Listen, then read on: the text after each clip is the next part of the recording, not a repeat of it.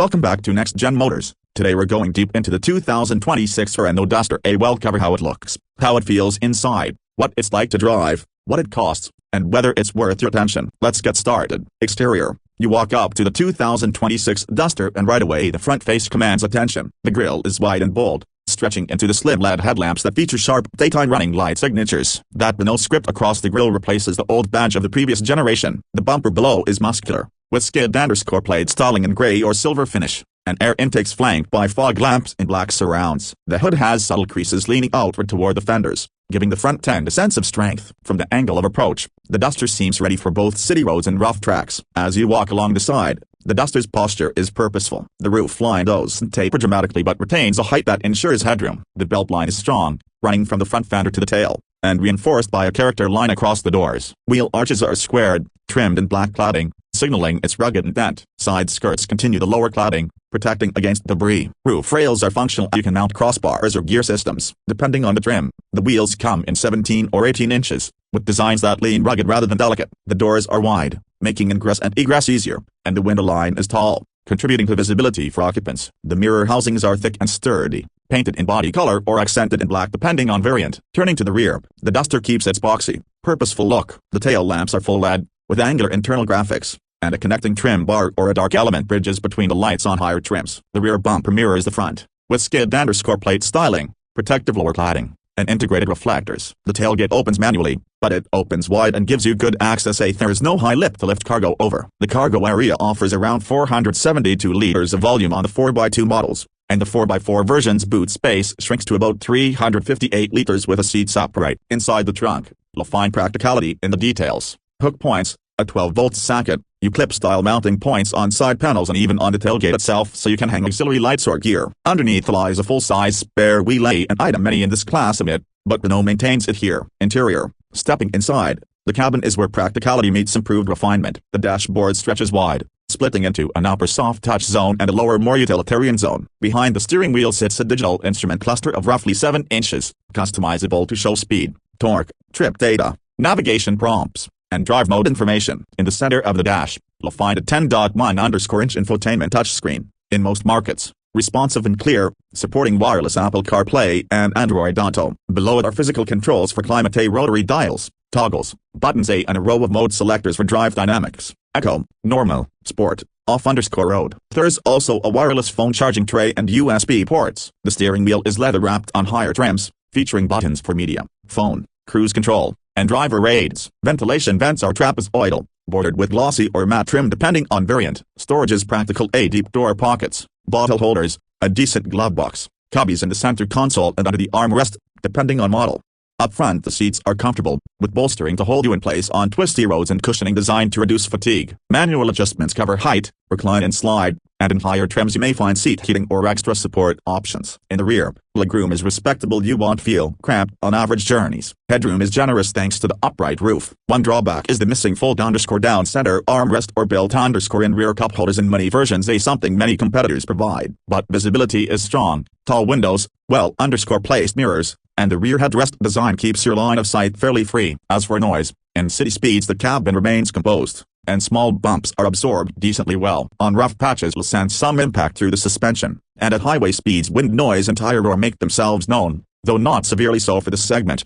Performance. Under the hood, Renault offers two main engine choices, varying by region. The first is a 1.3_liter turbocharged 4_cylinder petrol engine delivering roughly 113 Macron kW and 270 Macron Nm of torque. This is mated to a 7_speed dual_clutch automatic and drives only the front wheels. Renault claims 0 to 100 km/h in about 9.2 Macron seconds. Combined fuel consumption is rated around 6.5 Macron L/100 Macron km. Using regular 91 Romanian lei fuel, its fuel tank holds about 50 liters. The second alternative is a 1.2_liter turbocharged 3_cylinder petrol, with the 48_volt mild hybrid MEV system. That setup delivers roughly 96 Macron kW and 230 Macron Nm, and is usually mated to a 6_speed manual. In many markets this is the only version offered with all_wheel drive, 4x4. The 4x4 version clocks 0-100 mach/km/h in about 11 seconds and achieves a combined fuel economy rating near 5.7 mach/L/100 mach/km. The 4x4 variant's fuel tank is slightly larger, around 55 liters, and it generally requires premium 95 Romanian lei fuel. Notably, there is no automatic transmission offered in the AWD version. Owning 4x4 means embracing the manual. All variants are rated to tow up to 1,500 mach/kg, braked, though the tow ball limit is usually around 75 mach/kg depending on market restrictions. On the road, the 4x2 automatic feels well suited to everyday use. The dual-clutch shifts smoothly under mild throttle and is responsive in the urban environment. Occasionally under hard acceleration you may notice a brief shift hesitation as the transmission selects its next gear, but nothing alarming. The mid-range response is strong, aiding overtakes on highways or hills. Steering is light in tight turns, well matched for city driving, and tightening up nicely in corners, though deeper feedback is limited. The suspension layout aims for a compromise. It absorbs potholes and broken surfaces decently well, though when the pace picks up, firmness becomes noticeable. Body roll is controlled, but don't expect flat_corner performance as this is still an SUV designed for balance, not sports car dynamics. When you opt for the AWD mild hybrid version, it brings added capability on loose surfaces. The manual gearbox gives you driver engagement, and the hybrid system smooths torque delivery during transitions. On gravel, dirt, wet roads, or undulating tracks, the 4x4 system allocates torque to the rear axle when slippage is detected, enhancing grip and stability. It's not equipped for hardcore off_road challenges. There is no low_range box or locking diff, but it handles routine adventure trails well. The absence of an automatic AWD version is a sacrifice some buyers may find limiting, especially for those who want ease and versatility in changing conditions.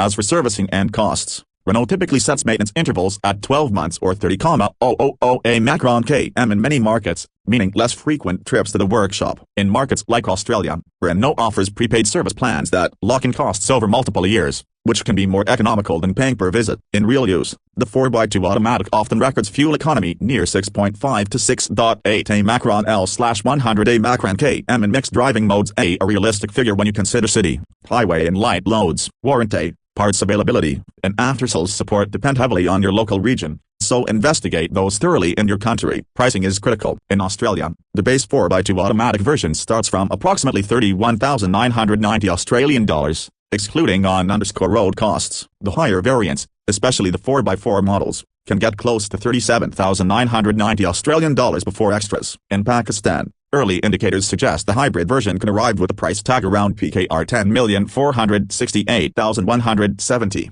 roughly $37,000 when properly localized. That positioning places it in the premium compact SUV segment in many markets. Of course, the final sticker will depend heavily on import duties, local taxes, options, trim levels, and whether Renault decides to assemble or partially manufacture domestically.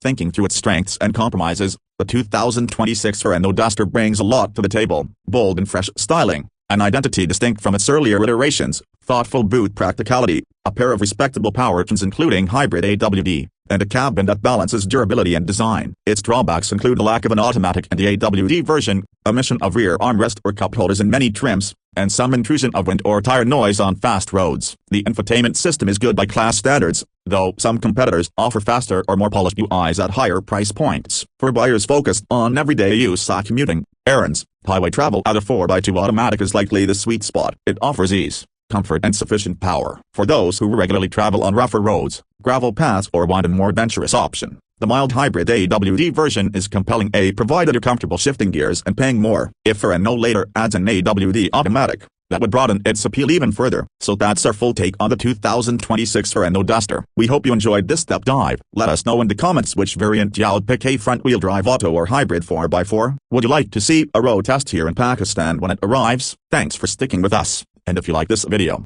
don't forget to hit like and subscribe.